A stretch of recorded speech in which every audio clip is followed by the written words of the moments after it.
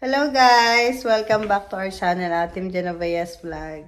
So ayan, for today's vlog, it's Wednesday night. So as you're gonna observe na nandito ako ngayon sa bahay. So makakapag-upload ako kasi on call ako tonight.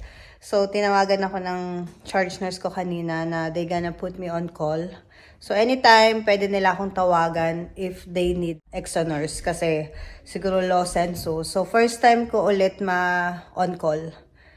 So, it's 7:30. Magsa 7:40 na. Ayan. So, ayan. So, since nandito tayo ngayon sa bahay, waiting tayo ng tawag kung papasok tayo or hindi. So, dito guys, sa United States, hindi ko pa na-experience na ma-on call sa Pilipinas or sa Riyadh. Nagtrabaho ako sa Dr. Sulaiman Al-Habib guys in Kingdom of Saudi Arabia, in Oleya, Riyadh, Kingdom of Saudi Arabia. So, hindi ko pa na-experience na ma-on call. On call on duty. So, dito sa United States, guys, due to low census, for example, mababa yung census ng ospital. So, walang waiting patient sa ER, walang for ICU deck, ganyan. So, pag sobra yung nurses, some of nurses, they put us on call. On call on duty for tonight. So, anytime, within 12 hours ng shift natin na duty ako ngayon, pwede nila akong tawagan. So, pero nasa bahay ako, so waiting ako. Hindi nila kayo babayaran ng per hour dito. Pero meron silang tinatawag na on-call pay. Parang, may tinatawag silang on-call pay, which is $5 lang per hour. So, okay na rin yun kasi nandito ka sa bahay, waiting ka. So, naligo na ako guys. As you can see, nagpe-prepare na rin ako if ever na kailangan nila ako sa ospital. Mag-base na lang ako ng uniform. Yung uniform ko naka-ready na. And honestly, naka-ready na rin yung baon ko kasi akala ko, hindi ako on call. So, akala ko, since duty nga ako ngayon, ayan, naka-ready na yung ating baon. Ayan. Ito yung favorite ko ngayon eh. Sour Patch. Tapos, ayan, yung mga pang snacks. Yung iba, yan na. Hindi ko na isa-isahin. So, ayan. So, since on call tayo, gagawa tayo dito sa bahay while waiting. Pwede naman matulog. Tapos, buksan nyo lang yung cellphone nyo. I-loud tone nyo lang yung ringtone nyo para at least anytime tumawag sila. One call away lang and then papasok ka sa duty. So si Papa busy pa rin. Mahal. So as usual, pasado yan kanina eh. Pasado ka? Test pa. Test pa siya po na. So asan yung book mo? Ito? Di ba ang dami niyang books guys? Ang dami niyang ginagamit ng libro. So, ito, may bago siyang binili. Binili niya sa Amazon. Diagnosis handbook. Nursing diagnosis handbook. Grabe yung kakapal ng nursing book na mahal. So, ayan. So, gumagawa siya ng assignment niya. Ang galing ng assignment mo ah. Ganda pala sulat mo. Gumagawa siya ng assignment niya. Guys, kilala niyo yung sulat na yan. Alam niyo na. Ang galing na asawa ko, di ba? Ang bilis gumawa ng assignment. Pagod na ako magsulat, ako magsulat. So, tina-transfer niya dito sa kanyang PDF. PDF ba yan? So, ayan. So, mag-aayos tayo. Ito, galing siyang mailbox. So, nag-send na yung ating Honda. Miggy, time to wash dishes na anak.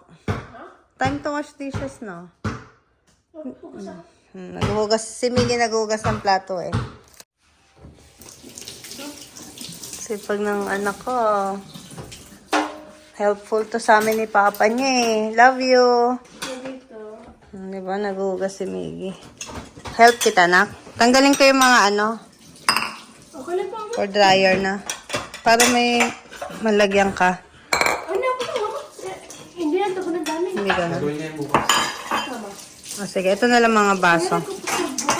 Bukas. Sama-sama na lang. It's fine. Okay ba lang po? Papa, magluluto daw siya. Ano lutuin mo? Pork ribs. Lagay ko lang itong mga mag. Naantok na ako. Baka hindi ako magising pag tinawagan akong pumasok na ako, mahal. Ay! Naantok na ako. Nahulog. Natumba pala. Ay, papa. Ano to? Lutuin mo?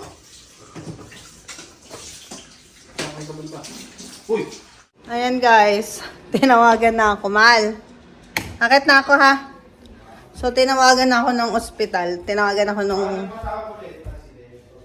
Hindi, sa area niyan, yung friend ni Miggy. So tinawagan na ako ng station secretary namin. Duty daw ako. Pasok na daw ako ngayon. So 8:07 PM. So ganun ang on-call dito guys. Pag on-call ka, may times... Pag on-call ka guys, may times na hindi ka na matatawagan buong gabi. Pero I feel na kailangan ko mag-duty kasi kagabi. Sobrang daming pasyente kagabi. So, naka-ready naman na yung uniform ko. Ayan. Expected ko na talaga tatawagan ako ngayon. Kaya naligo na rin ako. Kasi kagabi nga sobrang busy. So, ayan. So, mag-ready na ako para mag-duty for tonight. Ano ba? Ang dami ko sanang gagawin na napaaga yung tawag nila. Gagawa sana ako ng mga pasabay natin. Kasi, for Friday, kasi on Friday, dadaan na ni Papa sa LBC yung ating box. After niya sa school, diretso na siya doon. Hindi na ako sasama kasi duty ako ng Friday night. So, today is Wednesday night. So, may chance pa ako tomorrow, Thursday.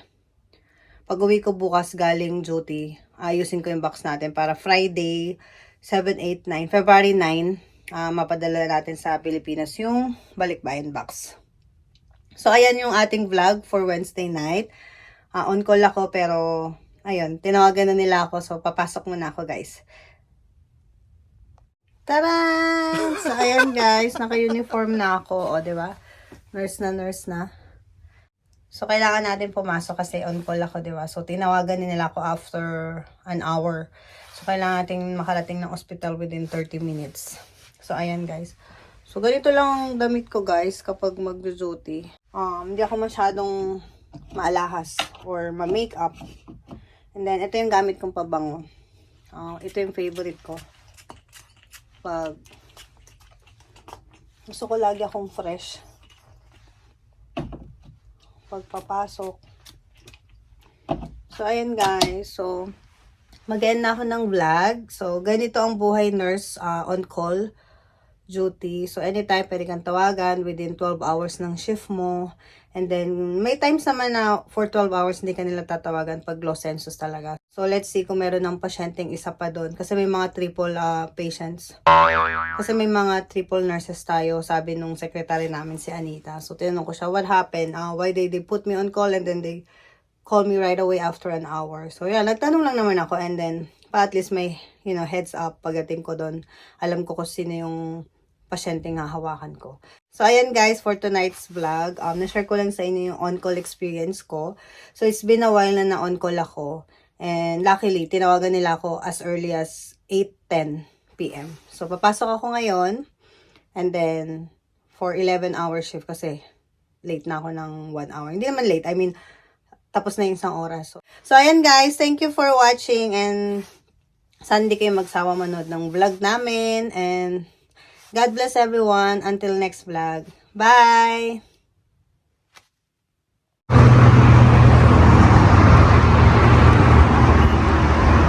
So, ayan guys. Dito na ako sa parking. So, mabuti na lang.